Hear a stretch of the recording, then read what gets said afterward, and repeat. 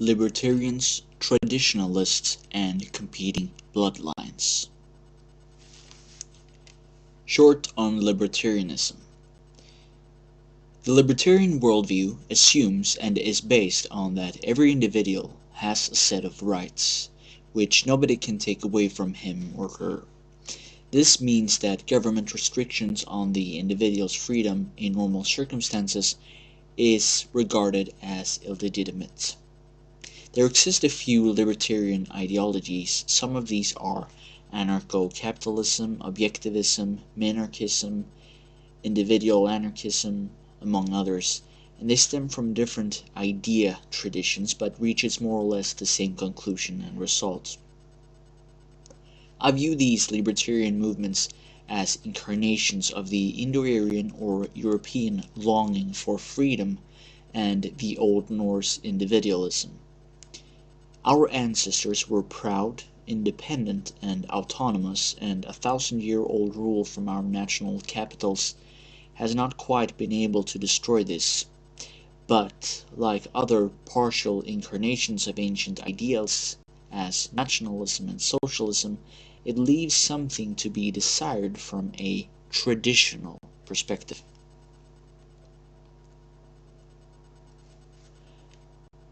Apoliteia. To begin with, we must note that there are two kinds of traditionalists, two different approaches to the modern world. Both consider the modern world to be fundamentally bad, that we are living in the Kali Yuga's darkest phase.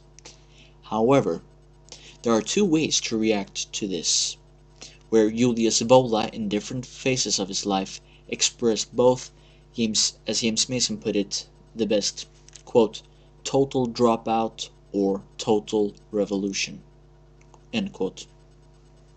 The first reaction is the Casatria reaction, full-scale revolt against the modern world, even politically.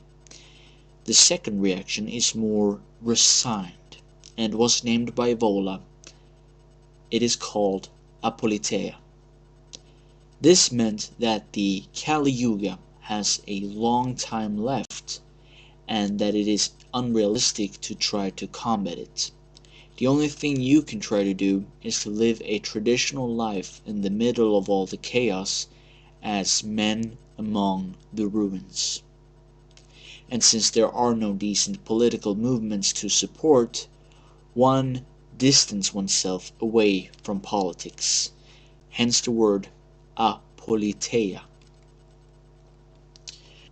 I do not agree with Evola's latter, more resigned analysis. There are many signs that the present world system has gotten built-in contradictions which within 20 to 30 years will lead to its own downfall, not least Marxist as Wallerstein demonstrates this. The growing middle layer in the third world migration with following ethnic conflicts, the lack of a hegemon that can take over after the US, etc., to take up the fight against the current system is not only a necessity in order to be able to call himself an Aryan or a noble European, it is also completely realistic. Anyway, according to the Apoliteia perspective, it is of interest knowing what kind of society that is best to live in. Social democracy, totalitarianism, theocracy. This is when libertarianism is of interest, because in a libertarian society there is freedom, even for traditionalists to be themselves and to seek information, initiation in their own way. No thought police pays the traditionalist home a little visit when he/she accidentally expressed their thoughts on race or gender roles.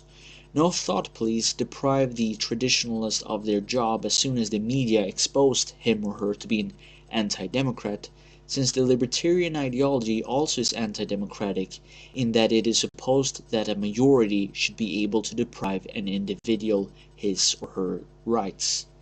They're against mob rule. No, quote, well-intended, end quote, childcare politicians put the traditionalist in prison as soon as he or she, as a part of their individual quest, tried the effects of marijuana, for an example. Quote, the differentiated man could do anything as long as he knows that he would manage without it, end quote. This means that if you can smoke dope once to study how you function when you're high, that is one thing. Do it more times because you cannot resist and you've got a problem and you are unsure whether you are able to resist, do not test it at all. Remember this from my video, Traditional Life. Now, from this fact, there are practical affinities between a libertarian worldview and a traditional one. In many issues, the traditionalist will benefit from strong libertarian lobbies, and libertarians actually benefit by having a number of traditionalists to spread their libertarian ideals of a society of mature, honorable, and independent adults. Also, for freedom to work, the human material has to have some kind of quality, partially due to this as well. One may also, as a traditionalist, feel a sense of respect for the libertarians when they, against the state and the kindergarten mentality, stands up and utter, quote, I am an adult and an honorable man. I am fully capable of taking care of myself and to answer for the consequences of my own actions. I do not need a kindergarten state to take care of me, end quote. Due to this being closer to our ancestors' perspective and human ideal. A libertarian society thus provides a framework within which even traditionalism can work. But it is just that, a framework.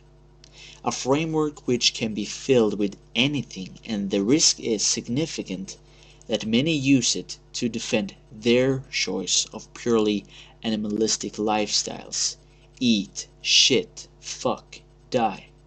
Although in the more costly version, which is the consumer society. Ethnicity and progressive collectivism. But my objection to a libertarian worldview is its anti- or a-nationalism.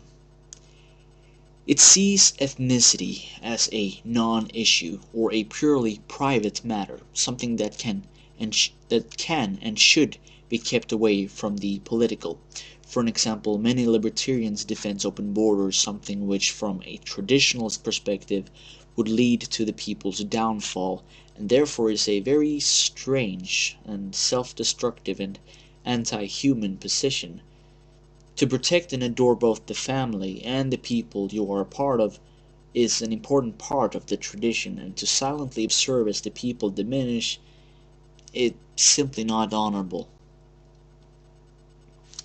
The empiricism demonstrates quite clearly that it's not possible to distinguish ethnicity from politics, that it also isn't possible, even from a selfish gene perspective, to place oneself outside of one's group.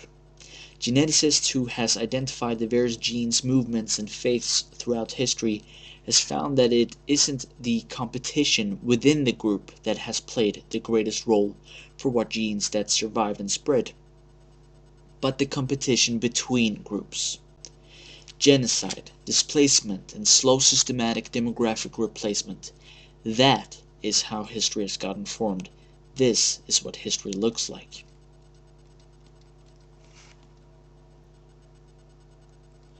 The one who wants to protect their own genes, his own family or bloodlines, future, has to also defend their group, their inherited in-group. And research on ethnic nepotism shows that it is exactly what humans do. Not only humans, but we are certainly not an exception to the rule. We have developed instincts and cultures, group evolutionary strategies as they have been called, for those who have read MacDonald, which means that we feel kinship with those who phenotypically resemble us, as they probably share our genes to a greater degree. And those we feel kinship with, we benefit. To benefit of our own genes' well-being, survivability, and possibility to expand. The more and the similar, the better. Note that The phenomenon of suicide bombings can be explained from this perspective. Even if a childless blows himself up, his relatives' genes, which he shares, live on. He sacrificed himself for them because he increased the chances of his genes to survive. The conclusion, of course, naturally, will be that anyone who thinks that he can, quote, secularize, end quote, himself and place himself outside of his group is in fact misled and less based in reality than the, quote, prejudiced average Joes, end quote, which she implicitly often want to contrast against. What consequences is there then for the libertarian a-nationalism when we found that ethnic nepotism is innate? Well, first we realize that it is not so certain that all groups in a libertarian society will, quote, follow the rules, end quote.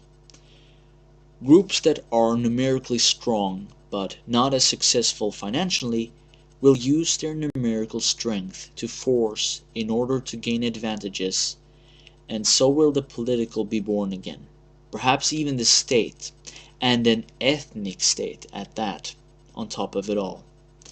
This is very evident through history. We can see it in Uganda, where native Africans exiled Asians, which they thought had become too rich. We can see it in Germany, where the Germans turned against a Jewish group that was considered unfairly successful, or in the US throughout the Western world, where minorities, with the politics and or riots forcing changes to come forth in politics to their advantage, which was the aim.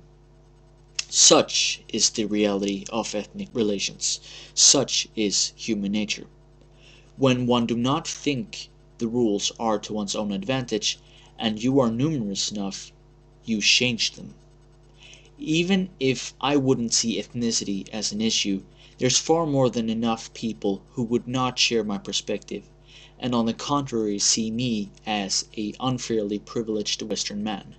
The circle is made, and those who try to secularize themselves, place themselves outside of their own group mentality, is secularized and forced to be placed outside, purely socioeconomically, by new, more self-aware groups taking away their assets. Sucks, doesn't it?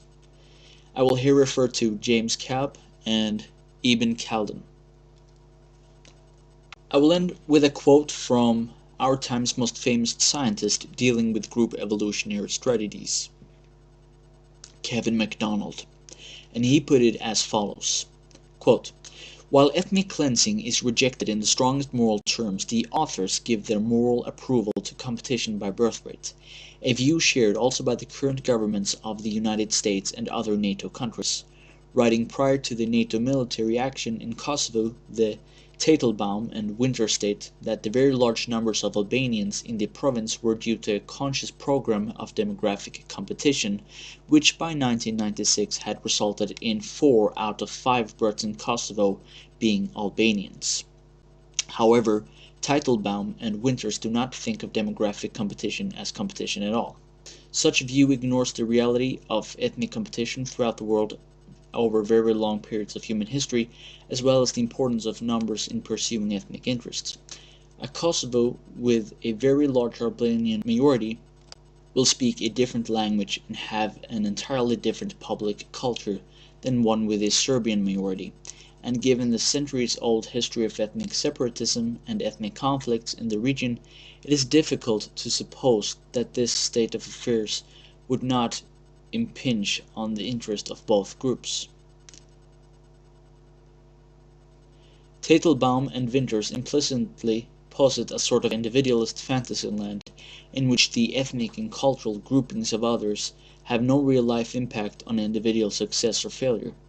As Bookman notes, however, ethnic power is quite often translated into ethnic discrimination with effects on real-world issues like employment and access to higher education, not to mention a great many instances of civil war, expulsion, and genocide." End quote.